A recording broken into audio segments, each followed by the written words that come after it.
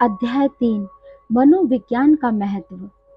हम सब अपनी इंद्रियों के दास हैं, अपने चेतन पर अवचेतन मन के दास हैं। कोई अपराधी इसलिए अपराधी नहीं है कि वह वैसा करना चाहता है, वरन इसलिए है कि उसका मन उसके वश में नहीं है और इस प्रकार वह अपने ही चेतन तथा अवचेतन मन का तथा अन्य प्रत्येक व्यक्ति के मन का दास है। अपनी अंतरात्मा, अपनी अंत प्रेरणा, अपनी सत्वृत्तियों के बावजूद वह अग्रसर होता है और स्वयं अपने मन की प्रबल प्रवृत्ति के अनुसार चलने को विवश हो जाता है। वह बेचारा अपने को रोक ही नहीं सकता। हम इसे लगातार अपने जीवन में भी देखते हैं। अपनी सत्वृत्तियों के विपरीत हम लगातार कार्य कर रहे हैं और बाद में इस करनी पर अपने को ही कोसते हैं। आश्चर्य भी करते हैं कि भला कैसे हम ऐसी बातें सोच सकते थे और कैसे हमने इस तरह का काम किया। फिर भी हम उसे बार बार करते हैं, बार बार उसके कारण कष्ट झेलते हैं और हम अपने को कोसते हैं। कोई है जो हमें नचा रहा है, क्योंकि हम अपने को वश में नहीं रख पाते। अब प्रश्न ये है कि ऐसा होता क्यों है? क्यों हम अपने ही मन के गुलाम हैं, अपने ही मन के दास हैं? स्वामी विवेकानंद जी बताते हैं कि भीतर गहराई में हमारे अवचेतन मन, सबकॉन्शियस माइंड में केवल इसी जन्म के ही नहीं वरन भूतकाल के सभी जन्मों के विचार तथा कर्म संचित हैं। आत्मनिष्ठ मन का यह बाहरी अपार सागर भूतकाल के सभी विचारों और कर्मों से भरपूर है। इनमें से प्रत्येक विचार अपनी मान्यता के लिए प्रयत्न कर रहा है, व्यक्त होने के लिए बाहर की ओर जोर मार रहा है। एक तरंग के बाद दूसरी तरंग के रूप में वस्तुनिष्ठ मन से, चेतन मन से टकरा रहा है। इन विचारों, इन संचित शक्ति को हम स्वाभाविक इच्छा, प्रतिभा आदि मानते हैं। यह इसलिए है कि हम इसके सही उद्गम को नहीं समझ पाते। हम बिना चू चपैठ किए आंख मूंद कर उनके आदेशों का पालन करते हैं और हम अपने को मुक्त कहते हैं, पर सच्चाई तो यह है कि हम मुक्त नहीं हैं। हम अपने ही मन के गुलाम हैं। हम तो एक क्षण अपने मन पर शासन नहीं कर सकते। यही नहीं, किसी विषय पर उसे स्थिर भी नहीं कर सकते।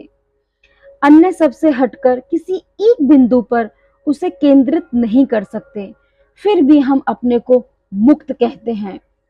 कोई विषय वासना उत्पन्न हो जाती है और हम उसकी आज्ञा का पालन करते हैं। ऐसी दुर्बलता पर हमारी अंतरात्मा हमें ताड़ित करती है, किंतु हम पुनः पुनः वही करते हैं। हम सदा वही करते आ रहे हैं। अपने प्रयत्नों के बावजूद हम जीवन को उच्च कोटि का नहीं बना पाते।